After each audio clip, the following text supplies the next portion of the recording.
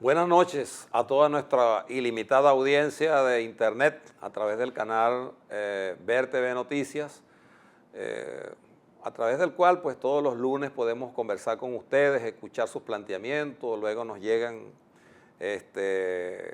consejas sobre qué cosas y qué temas debemos tratar.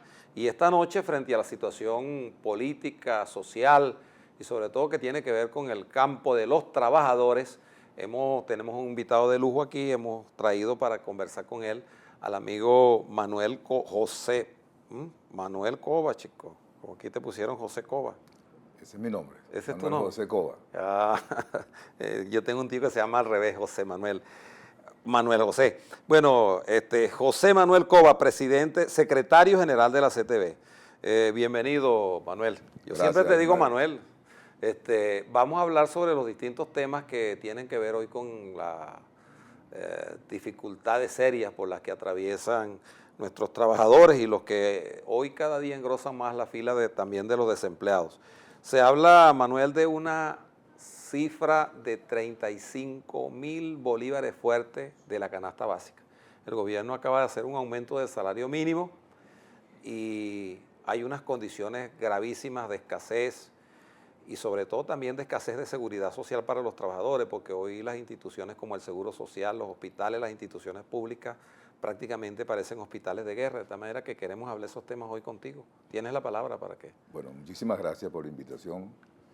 Y en ese sentido te digo lo siguiente, yo creo que nunca en la historia reciente, yo creo que en los últimos 100 años, los trabajadores y el país no había tenido una situación económica como la que actualmente tiene. Estamos hablando de que los trabajadores no solamente tienen un salario paupérrimo, que no le permite adquirir los bienes y servicios que requiere para vivir con dignidad, tal como lo establece la propia Constitución Nacional, tal como lo dice la Ley Orgánica del Trabajo y tal como lo prometieron quienes hoy gobiernan a este país, que los trabajadores iban a tener un salario que les permitiera vivir con dignidad, y eso no es lo que está sucediendo. Claro. Si en algún momento los trabajadores y el pueblo venezolano en general está viviendo de una manera indigna, sobre todo para conseguir los bienes y servicios, es en esta ocasión. Y el gobierno pretende que todo el fracaso que significa su política económica, que ha conllevado al pueblo a esta situación, termine pagándola a los trabajadores. Cuando ellos escuchan el planteamiento o la propuesta de la CTV y del movimiento sindical de que el aumento debe ser general para todos los trabajadores y debe ser de un 100%, bueno, dicen, se escandalizan porque supuestamente eso es demagogia. Yo creo que más escándalo el que tenemos con una inflación que en este momento llega a 96% anualizada, de febrero del año pasado a este febrero del 2015. Cuando estamos en 96%, todo indica que esa inflación llegará a 3 dígitos de manera muy fácil, dentro de muy poco tiempo. Entonces los trabajadores no pueden terminar pagando los efectos de una crisis que no generaron. Claro. Y nosotros le hemos venido diciendo al gobierno, cambie su política económica. Si no cambia esa política económica, vamos a tener inflación cada día más alta y el salario de los trabajadores cada día podrá comprar menos cosas.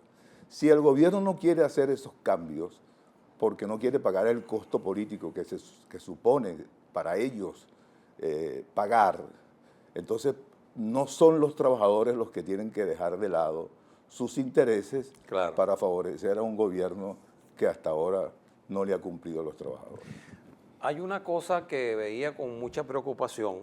Bueno, el gobierno además tiene un plan de igualar a las sociedades hacia abajo.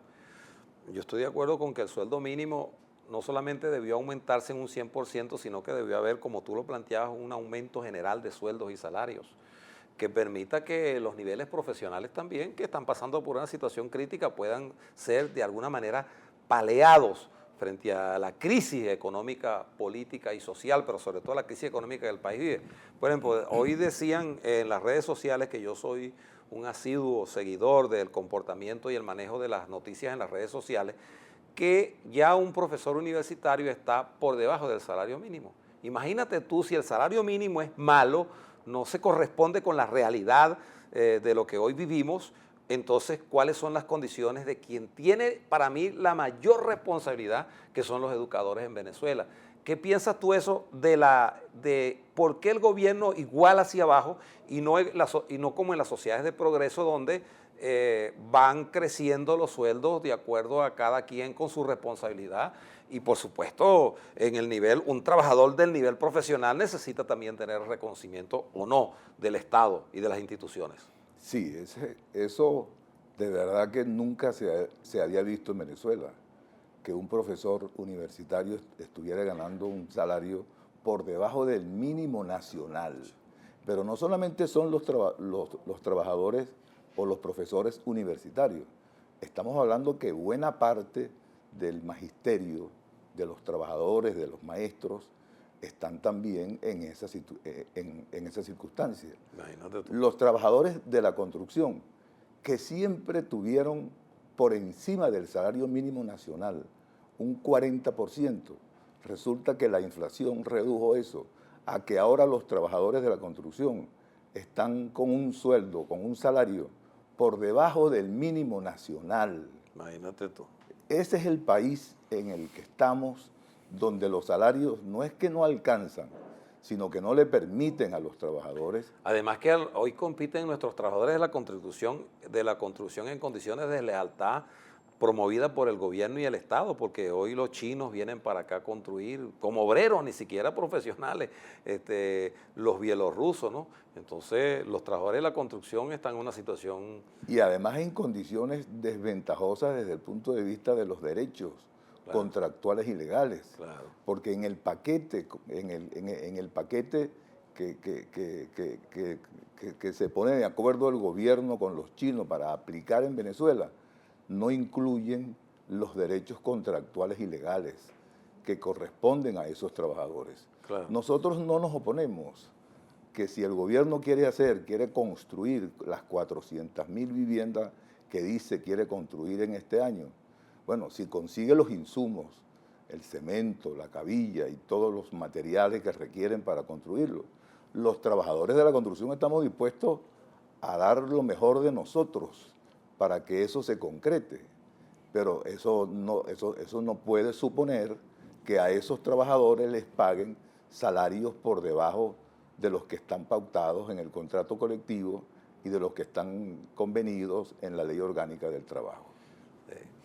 Pocas horas antes del 1 de mayo, es decir, hace apenas unas horas, unos pocos días, vi unas declaraciones tuyas donde planteabas no solamente en nombre de la CTV un aumento del 100% del salario, sino que además ha sido un reclamo permanente de la CTV el tema de las contrataciones detenidas. Aquí se habla de que hay empresas del Estado o instituciones del Estado venezolano que desde hace 10 o 12 años no se discuten los contratos colectivos. ¿Cómo está esa situación? Mira, la situación de la contratación colectiva en Venezuela y de la libertad sindical en general se ha quedado en ofertas.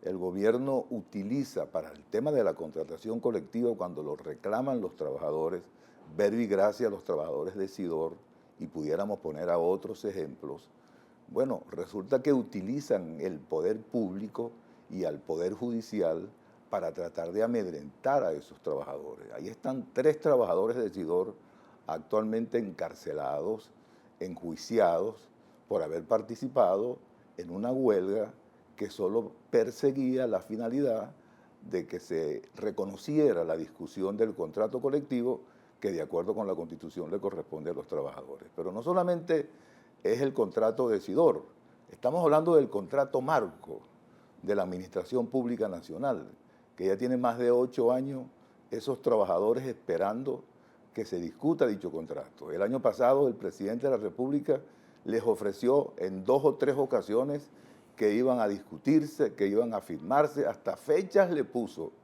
y nada de eso se cumplió.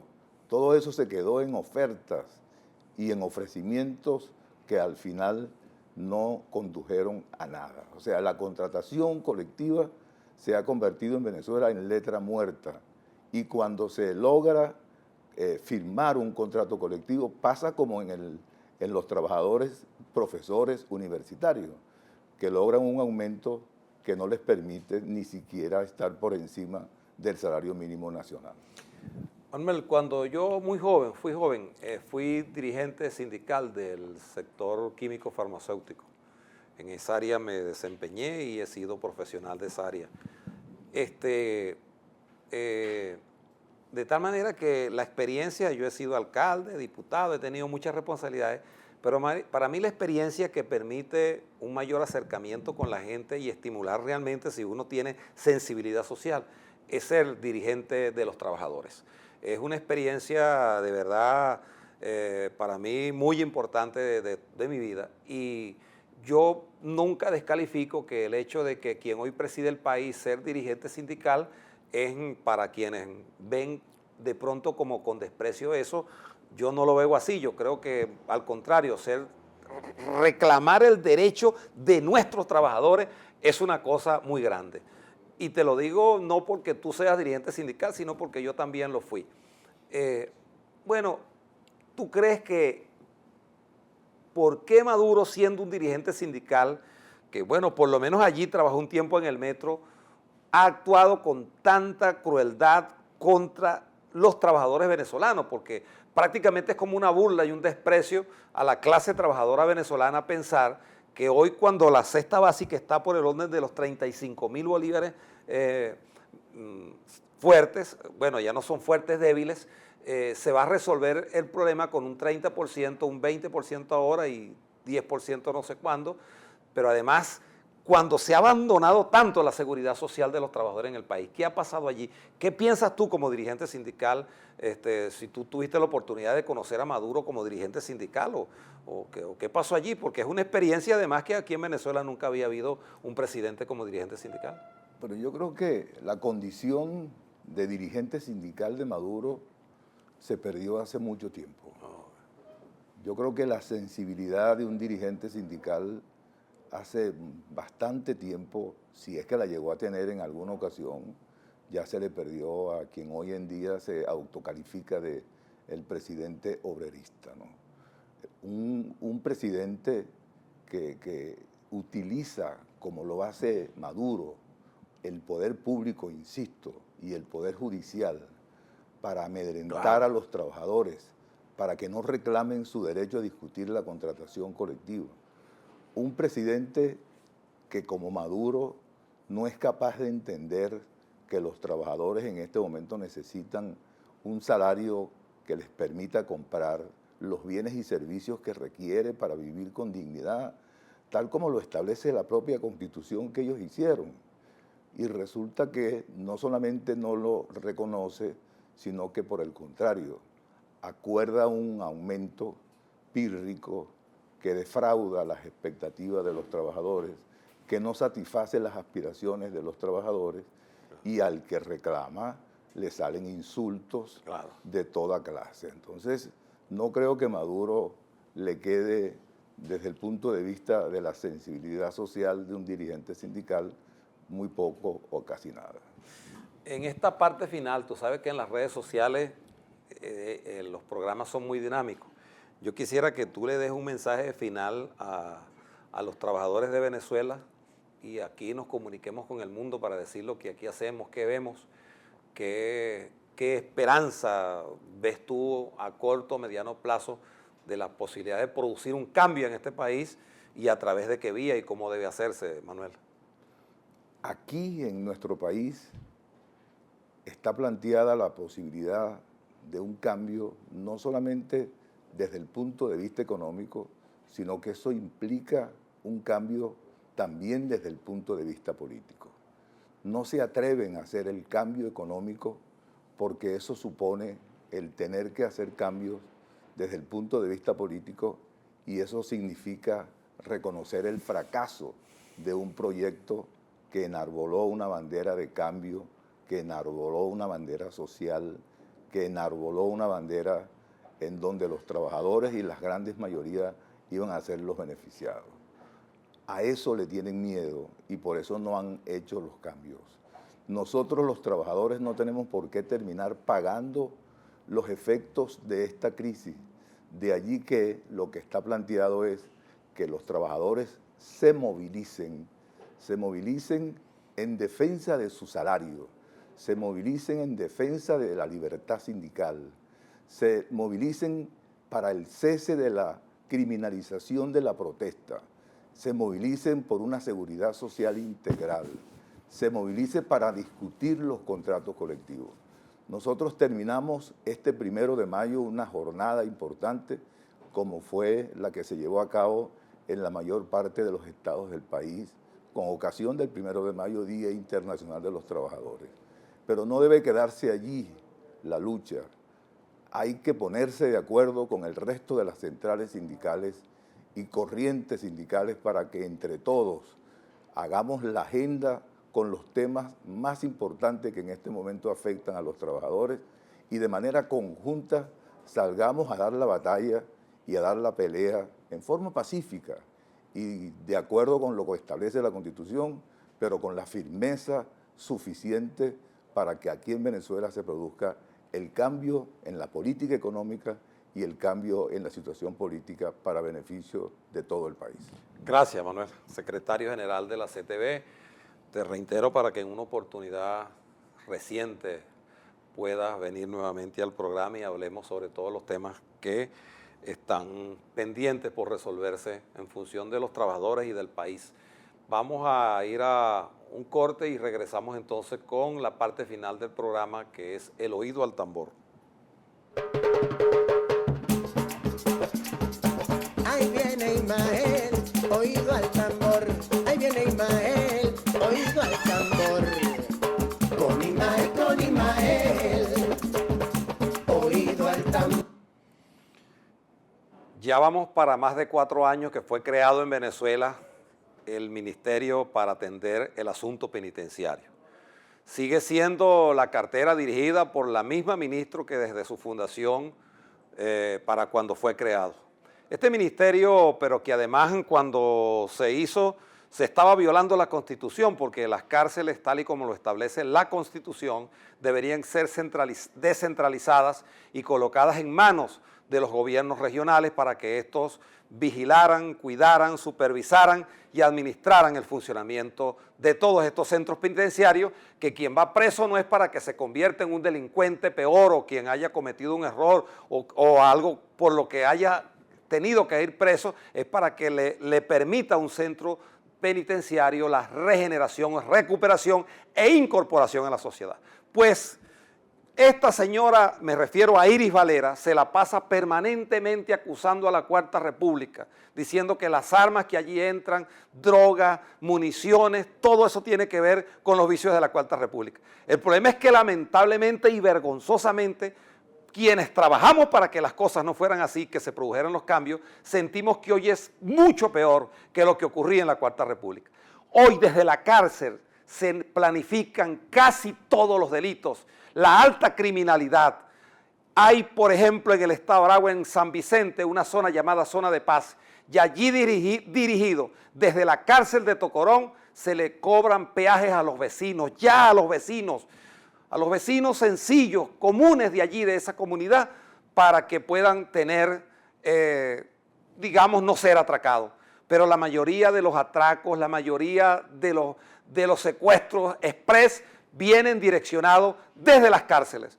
Incluso el secuestro de vehículos allá en el estado de Aragua se ha convertido en una industria manejada desde la cárcel de Tocorón y donde los planes, con toda la anuencia del gobierno, permite que eso ocurra. El sábado pasado iban a hacer una gran fiesta de celebración pagada por los planes de Tocorón allí en las ferias de San Jacinto. De esta manera que el gobierno, si quiere empezar a actuar contra el delito, enfrentar eso que ellos mismos llaman las zonas de paz, que no son sino zonas de violencia, porque zona de paz fue lo que pasó allí en Ocumare, donde por cierto en el día de hoy unos vecinos estaban entregándole la llave del apartamento, devolviéndoselo al señor Elías Agua, porque dicen que tienen familiares y los delincuentes que asesinaron a los vecinos de allí están en la calle, no están presos, porque además de los planes la impunidad se ha convertido en el caldo de cultivo de todo ese andamiaje de perversión que hay en el manejo y la administración del delito en Venezuela, hoy conducido desde líderes negativos llamados planes. Si el gobierno entonces quiere enfrentar el tema de la delincuencia, tiene que empezar por revisar qué es lo que está pasando desde las cárceles, qué se dirige desde las cárceles, donde tienen discotecas, donde hacen fiestas, entran y salen cuando les da la gana y el gobierno sabe que eso ocurre y no toma ninguna decisión para enfrentar eso. Así es que desde el oído al tambor le hacemos un llamado al gobierno nacional para que de una vez por todas dé respuesta frente al tema del crimen y la violencia que afecta a toda la familia de nuestro país. Nos volveremos a ver el próximo domingo, el próximo lunes, Dios mediante, en el oído al tambor.